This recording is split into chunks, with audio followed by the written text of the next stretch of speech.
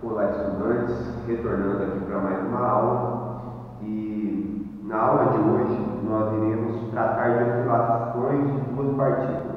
O problema é extremamente importante, tá? Então, se eu tenho duas partículas que são submetidas à força de interação, essas duas partículas elas podem ser tratadas como um corpo individual, em que a coordenada desse corpo é a coordenada relativa entre as duas partículas, e a força que atua nessa partícula única, que eu reduzo o meu sistema, ela é a força de interação entre as partículas.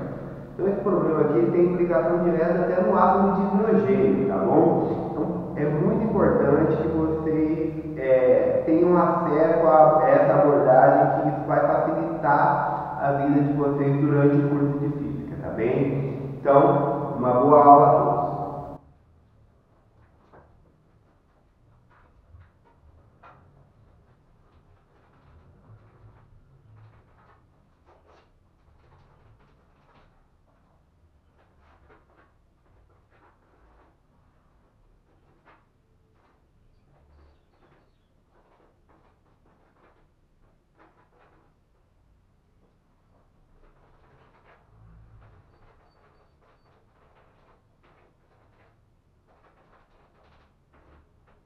Então, pessoal, para nós tratarmos do movimento de oscilação de duas partículas, é óbvio que eu tenho que partir de um exemplo.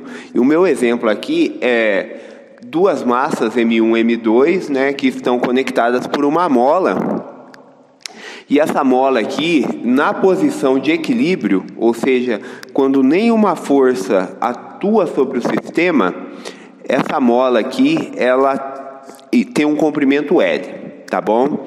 Então, o que nós devemos pensar aqui? Devemos pensar que alguém foi lá e distendeu essas molas para uma posição em que eu afasto M1 de M2. E aí eu preciso calcular a dinâmica desse sistema. Então, lembra que eu falei no começo da aula que sistema de dois corpos submetidos a forças de interação, ou seja, forças internas, eles podem ser descritos como um único corpo, e onde a força que atua nesse corpo é a força de interação e a posição desse corpo é a posição relativa. Posição relativa significa a distância entre M1 e M2. Então, a primeira coisa que nós iremos determinar aqui nesse problema é a posição relativa.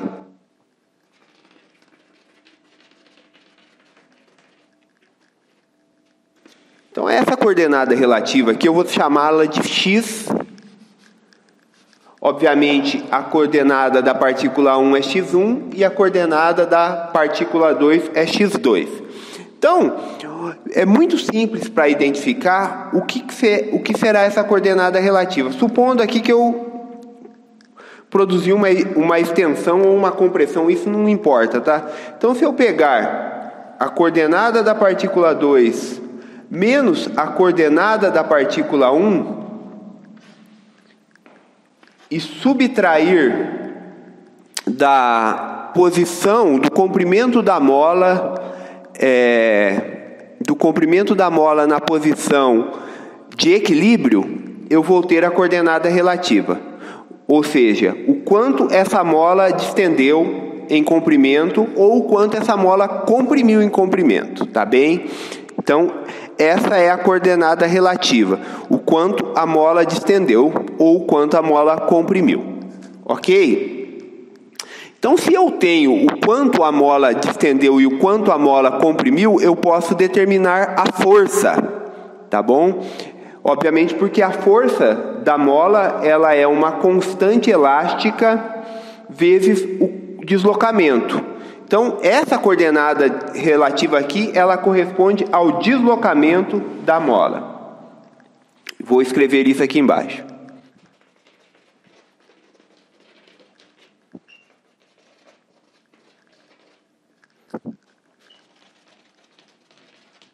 Então, considerando uma extensão aqui, a minha força F1, que atua sobre a partícula 1, ela vai ser Kx positivo. Ou seja, a constante elástica da mola vezes o deslocamento, que é, nesse caso, a coordenada relativa. A minha força F2, para uma extensão, ela vai ser menos Kx, justamente porque a força ela é restauradora, então ela aponta no sentido de x negativo, enquanto F1 aponta no sentido de x positivo. Então, como esse sistema ele está submetido a forças de interação elas agem em pares. Então, obviamente, F1 e F2 são um par ação e reação, justamente porque eles agem em corpos diferentes. Então, nesse caso aqui, como F1 é igual a F2, ou como F1 é igual a menos F2, eu terei essa relação que F1 é igual a menos F2.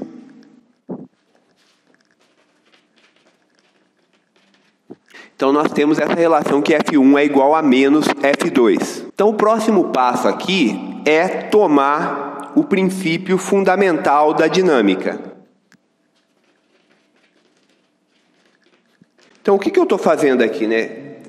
Definir posição relativa. Essa aqui vai ser minha equação 1. Apliquei a terceira lei, ou seja, força, como as forças são internas, F1 e F2 é um par ação e reação. Então, essa aqui vai ser a minha equação 2, ok? E agora eu vou ainda aplicar mais uma lei de Newton, que é a segunda lei. Então, o que é a segunda lei aqui? Eu vou ter que M1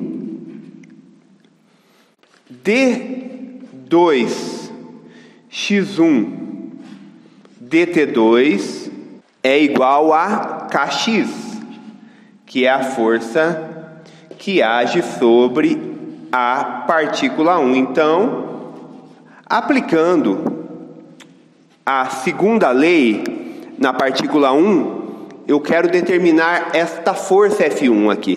Então, essa força F1, ela é a massa vezes a derivada da segunda da posição da partícula 1 com relação ao tempo, e, consequentemente, essa é a força resultante na partícula 1.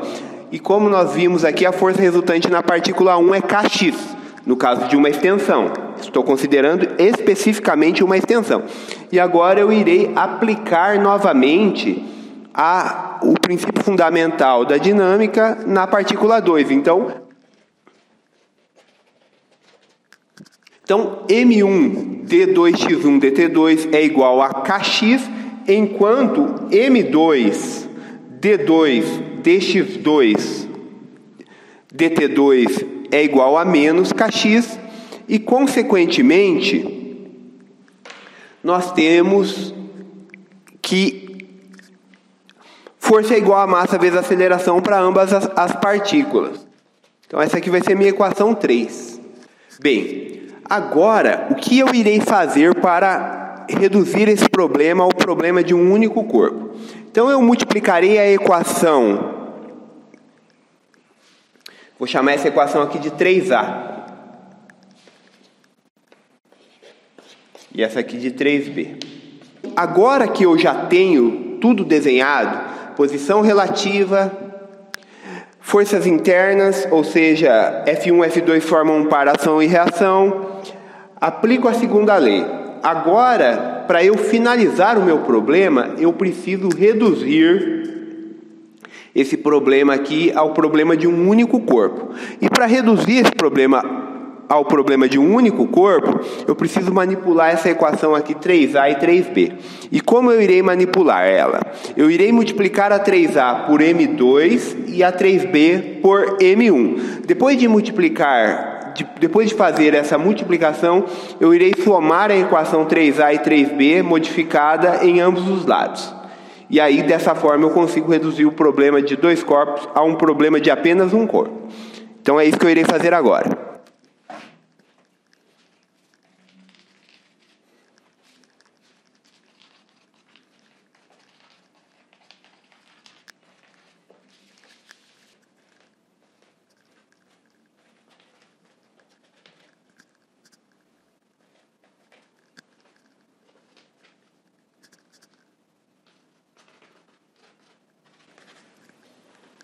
Então, o que eu fiz aqui, né? Eu multipliquei a equação 3b por M1 e multipliquei a equação 3a por M2. Então, agora, eu irei multiplicar essa equação aqui por menos 1 de ambos os lados, tá? Que no caso é a equação 3a. Então, no final das contas, eu multipliquei a equação 3a por menos M2 de ambos os lados. E agora, pessoal, eu irei somar essas duas equações em ambos os lados, ok?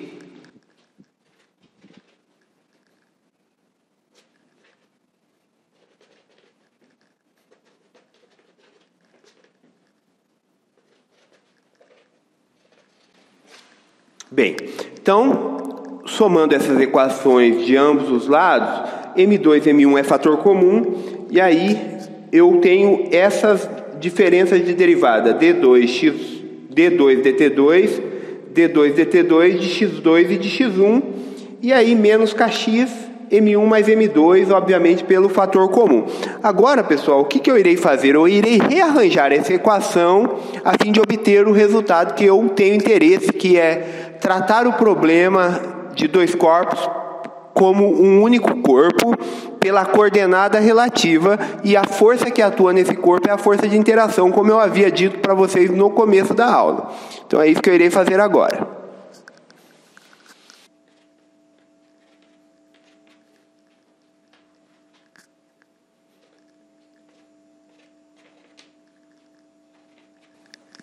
Bem, então eu substituí essa subtração aqui, dx2 dt2 menos dx1 dt2, por a coordenada relativa. E vou explicar para vocês aqui, ó. Se eu retomar isso aqui, ó, atuar com dx2 dt2 em x2, eu vou ter dx2 dt2. Se eu atuar com d2 dt2 em x1, eu terei d2x1 dt2. Porém, se eu atuar com essa derivada e uma constante, isso aqui vai ser nulo. Então, eu posso escrever esse termo em termos da coordenada relativa, ok? Então, agora o meu problema está resolvido. Então, eu vou ter aqui, ó, M2 que multiplica M1 vezes D2 dt2 da coordenada relativa igual a menos kx que multiplica M2 menos M1. Então agora, o que eu posso fazer aqui é passar esse M2 menos M1 do lado esquerdo, e aí eu terei este termo aqui, ó, M2 que multiplica M1 dividido por M2 menos mais M1 aqui, tá bem, pessoal? Mais M1 vezes D2x dt2 igual a menos kx. Então, eu vou ter esse termo aqui, ó, que é M2 vezes M1, que vai dar uma massa ao quadrado, porém dividido por uma soma de massas. Então, esse termo vai dar massa. Esse termo aqui é a aceleração. Então, massa vezes aceleração é igual à força resultante. Então, o que eu fiz aqui? Eu consegui escrever o problema de dois corpos como o problema de um único corpo, onde a força resultante nesse único corpo é a força de interação, e a posição que esse corpo ocupa é a coordenada relativa. Agora a pergunta, mas qual é a massa desse corpo? A massa desse corpo é a massa reduzida, que eu irei escrever aqui para vocês.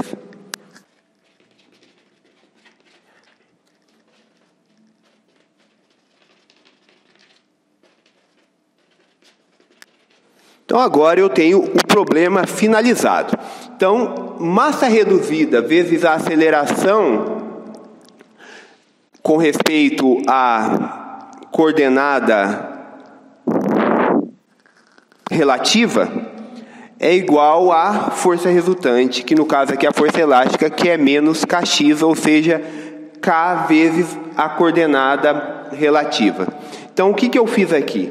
Então, todo problema em que eu tenho dois corpos, que esses dois corpos eles são submetidos à interação mútua, nesse caso, o problema de dois corpos eles podem ser reduzidos ao problema de um corpo, onde este corpo ele terá a massa reduzida e ele ocupa a posição relativa.